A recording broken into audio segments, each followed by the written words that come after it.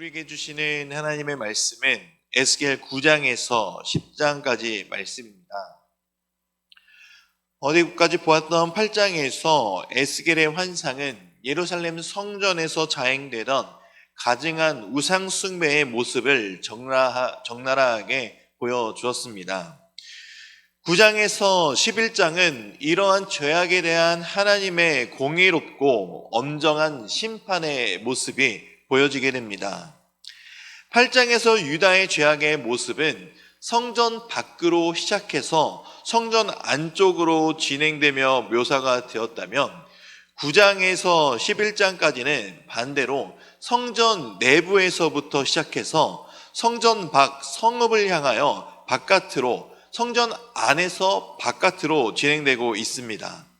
바로 성전을 중심으로 하여 죄악과 심판의 면면을 묘사하는 것입니다. 9장 역시 하나님께서 에스겔에게 보여주시는 환상을 내용으로 하고 있습니다.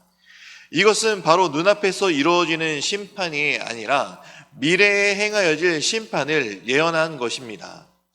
하나님은 에스겔이 듣는 데서 큰 소리로 예루살렘을 관리하는 자들 6에게 사람을 죽이는 무기를 들고 나아라고 지시하고 있습니다. 그들 중 한 명은 가는 베옷을 입고 서기관의 먹그릇을 차고 있는데 그 먹그릇은 심판에서 면제받을 사람의 이마에 보호 표식을 하기 위한 것이었습니다. 하나님께서는 먹그릇을 찬 사람에게 명령하여 예루살렘 성읍을 순찰하면서 성전에서 행해진 우상 숭배 가증한 행위를 탄식하며 우는 사람들을 찾아 이마에 표식을 새기라고 명령하십니다. 이후 심판의 집행자들은 성전에서부터 성전 밖으로 나아가며 이 이마에 표식이 있는 사람을 제외한 모든 우상 숭배자들을 처단하기 시작합니다. 이러한 심판이 행해지는 환상에서 에스겔은 이러한 심판을 보게 되자 8절에서 엎드려 기도하며 이스라엘의 남은 자까지 다 멸하려고 하시는지 중재의 기도를 하게 됩니다.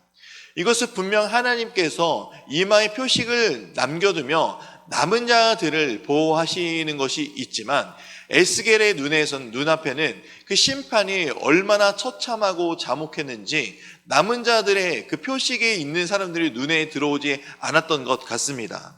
그래서 남은 자들까지 다 멸하려고 하시는 그 하나님을 위해 하나님을 향해 중재의 기도를 하게 되지만 에스겔의 이러한 기도는 받아들여지지 않습니다. 그 이유는 유다의 죄가 돌이킬 수 없을 정도로 중한데다가 예루살렘이 불법으로 가득했기 때문이라고 말씀하고 계시는 하나님의 답변을 보면 알 수 있습니다. 하나님의 심판이 성소에서부터 시작되는 것은 바로 하나님의 질투를 불러일으키고 하나님의 진노를 초래한 우상숭배의 죄가 예루살렘 성전 안에 만연했기 때문입니다. 또한 우상숭배의 행위에 대한 책임을 져야 할 지도층들의 인물들이 성전에 몰려 있었기 때문이죠. 하나님은 우상숭배의 온갖 가증한 행위들로 성전을 더럽힌 그들을 죽이시고 성전을 그들의 시체로 성전뜰을 가득 채운다고 하십니다. 그리고 하나님의 심판에는 한치의 오차조차 허용되지 않습니다. 하나님은 자신에게 범죄한 자들을 조금도 불쌍히 여기지 않으시고 에스겔의 중재 기도 요청도 받지 않으실 정도로 긍휼을 베풀지 않으셨습니다. 그 전에 계속된 회개의 시기가 있었음에도 불구하고 이들이 하나님의 긍휼을 받아들이지 않았기 때문입니다. 그러나 하나님은 예루살렘의 가증한 우상 숭배의 행위들에 대해 슬퍼하고 탄식하는 마음 아파한 사람들을 이마에 표식을 남겨두심으로 그들을 심판 중에서 해를 당하지 않도록 하셨습니다. 하나님은 죄에 대한 심판을 반드시 행하시는 분이시지만 의인과 악인은 똑같이 처벌하시는 분은 아니심을 이 대목에서 우리가 알 수 있습니다. 하나님은 자신을 따르는 신실한 자들의 생명을 소중히 여기시는 긍휼의 하나님이십니다. 이것을 보며 우리는 예수님이 다시 오실 그날을 미리 볼 수 있는 것입니다. 예수님이 재림하시기 전까지 하나님은 세상을 향해, 즉 교회를 통해 계속해서 예수 그리스도의 십자가의 복음을 전하게 하실 것입니다. 이 복음을 믿고 하나님에게 돌아오는 자들, 자신들의 죄를 고백하고 탄식하며 주님을 믿는 자들에게는 십자가의 고열이 그 표식이 되어 하나님의 심판에서 살아남게 될 것이지만, 계속해서 끝까지 하나님을 거부하고 믿지 않고 살아가는 자들은 반드시 재림하실 예수 그리스도의 심판대 앞에 서게 되어 멸망하게 될 것임을 우리는 기억해야 합니다. 이러한 일은 반드시 이루어질 것입니다. 이것은 기록된 하나님의 말씀이기 때문입니다. 하나님의 말씀은 영원 불변하며 반드시 이루어질 것임을 우리는 늘 기억하며 믿으며 살아가야 합니다. 10장입니다. 10장은 그룹들과 바퀴들을 중심으로 하나님의 움직이시는 영광에 대해 묘사하면서 하나님께서 서서히 성전을 떠나시는 모습을 담고 있습니다. 특별히 에스겔은 환상 중에서 먼저 1장에서 본 것과 비슷한 하나님의 모습의 환상을 보게 됩니다. 1장과 차이가 있다면 1장에서는 그룹들 대신에 내 얼굴을 한 생물이 언급되지만 여기서는 그룹들, 즉 천사들이 언급되고 있는 점이 바로 그 차이점으로 볼 수 있습니다. 하나님은 먹그릇을 들고 있었던 가는 베옷을 입은 사람에게 그룹 밑에 바퀴 사이에 있는 숯불을 움켜쥐고 예루살렘 성읍 위로 흩으라고 명령하십니다. 이 숯불은 바로 예루살렘을 파멸시킬 심판의 불을 상징하는 것입니다.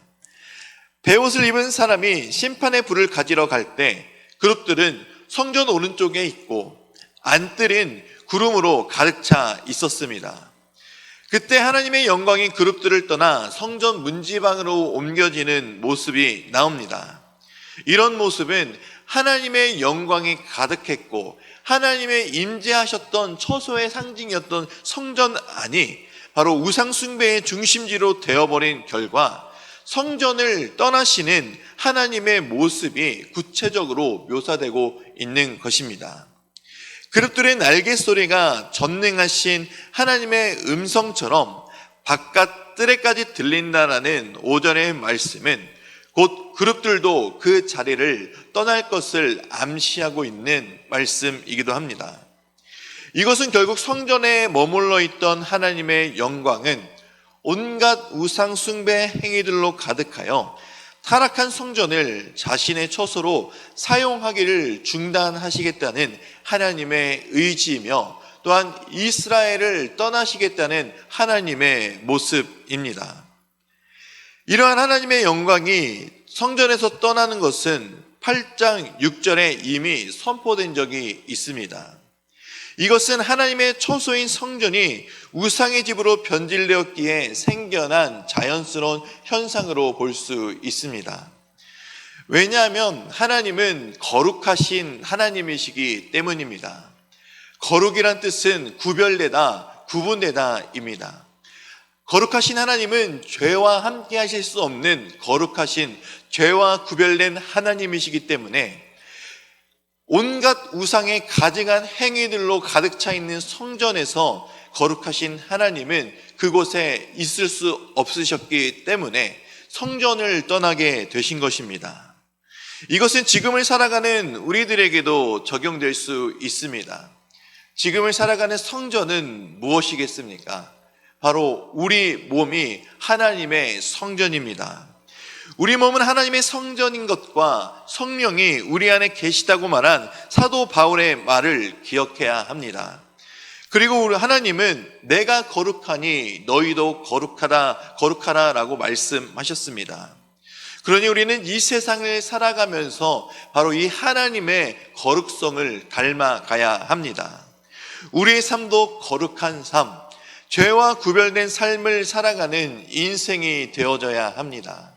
예수 그리스도의 피로 말미암아 우리가 하나님이 거하시는 성전이 되었음을 늘 기억하면서 우리가 이 세상을 살아가면서 하나님과 함께 하시지 않는, 함께 하실 수 없는 이 죄악된 세상 가운데 죄와 구별된 거룩한 삶을 살아가는 것이 바로 하나님께서 우리에게 원하시고 기뻐하시는 삶인 것을 믿으시기 바랍니다. 특별히 우리는 하나님의 몸된 성전이며 동시에 예수 그리스도를 닮아가는 그런 삶을 살아갈 때 우리는 점점 하나님의 거룩함을 닮아갈 수 있게 될 것입니다. 우리는 이것을 기억하며 오늘보다 내일보다 그 다음 날이 점점 더 예수 그리스도를 닮아가는 삶이 우리의 삶이 되어야 한다는 것을 기억하시며 오직 주님이 임재하시는 그런 삶을 살아가는 우리 모든 대명교회 성도님들의 삶이 되기를 주님의 이름으로 축복드립니다. 이제 말씀을 듣겠습니다. 에스겔 9장 10장의 말씀을 경청하실 때 우리에게 주시는 하나님의 음성을 들으시기 바랍니다.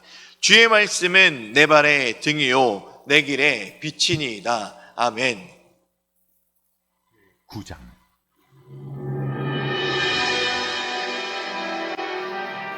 또 그가 큰 소리로 내게 외쳐 이르시되